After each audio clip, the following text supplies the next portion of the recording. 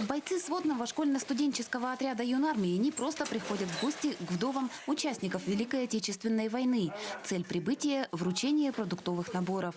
Гуманитарная помощь была передана Координационным советом ветеранов боевых действий при главе Республики Саха-Якутия.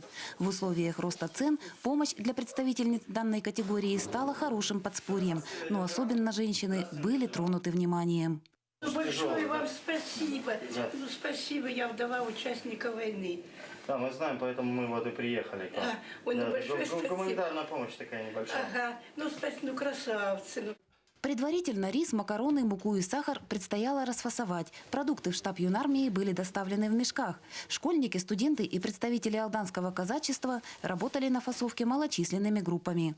После того, как продуктовые наборы были собраны, ребята отправились к адресатам. В продукты входят мука, рис, сахар и, по-моему, макароны. Они сами фасовали, пытались как бы подогнать примерно одинаково, но главное, что это было от сердца сделано.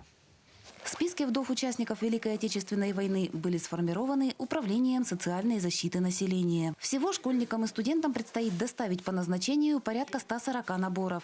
Часть пакетов с крупами, мукой и сахаром уже вручена получателям. В ближайшее время гуманитарная помощь будет передана оставшимся в списке жительницам Алданского района. Татьяна Вахнина, Георгий Баранов, Алдан.